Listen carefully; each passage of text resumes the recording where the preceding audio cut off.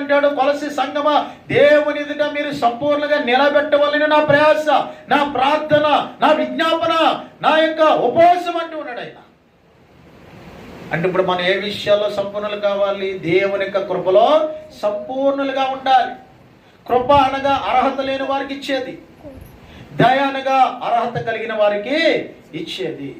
అంటే దేవుని యొక్క కృపలకు పాత్రలు మనము కాదు. మన అపరాధముల చేతను, పాపముల చేత మనం చచ్చిన వారంగా క్రీస్తు యేసు ఉచితమైన ప్రేమ చొప్పున మనం బ్రతికించాడైనా. అంటే కృప చొప్పున నిన్ను దేవుడు పిలుచుకున్నాడు, కృప చొప్పున నిన్ను ఏర్పాటు చేసుకున్నాడు, కృప చొప్పున నిన్ను అభిషేకించాడు. అభిషేకించిన దేవుడు అంటాడు, నేను త్వరలో రాజుగా రాబోతున్నాను, పెళ్లి కుమారుగా రాబోతున్నాను, శ్రీమంతుడిగా రాబోతున్నాను. ఇదిగో నీకు ఒక సింహాసనం నా పక్కన వేయించాను, అక్కడ నేను రాణిగా కూర్చోబెడతాను, నీ యొక్క తల మీద కిరీటం పెడతాను.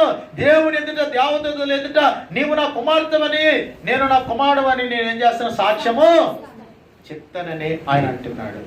కానీ చాలా మంది దేవుని రాజ్యానికి ఇంకా రాలేదు, ఎక్కిపోలేదు. ఈ లోకంలో తప్పిపోతున్నారు, ప్రాంతంలో తప్పిపోతున్నారు, భక్తులు తప్పిపోతున్నారు, విశ్వాస యాత్రలో తప్పిపోతూ ఉన్నారు, మళ్ళీ భ్రష్టులు అయిపోతూ ఉన్నారు, మళ్ళీ పాపలోకంలో కలిసిపోతూ ఉన్నారు.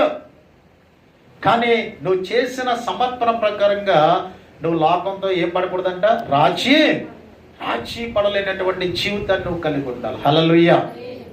ఎన్ని తాల్చబడినప్పుడు కూడా నీ భక్తిని నువ్వు కాపాడుకోవాలి, అదే నేను పరలోక రాజ్యం తీసుకెళ్తాను.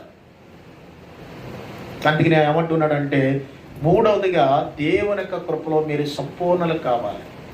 దేవుని కృప ద్వారానే జీవిస్తున్నావు, దేవుని కృప ద్వారా నువ్వు బ్రతుకుతున్నావు, దేవుని కృప ద్వారానే నువ్వు ఆరోగ్యవంతులుగా ఉన్నారు, దేవుని కృప ద్వారానే మీరు పని చేసుకున్నారు, ఉద్యోగాలు చేసుకున్నారు, వ్యాపారాలు చేసుకున్నారు, మీరు మనుగడను, మీరు జీవితాన్ని కొనసాగించుకోగలుగుతున్నారు. దేవుని కృప లేకపోతే ఒక క్షణమైన మనం బ్రతకలమంటారా?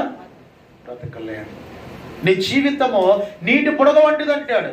నీ జీవితము ఏమంటే పొద్దునగా పుష్పించి సాయంకాలం వాడిపోయే పుష్పము గడ్డి పువ్వు లాంటిది అంటాడు.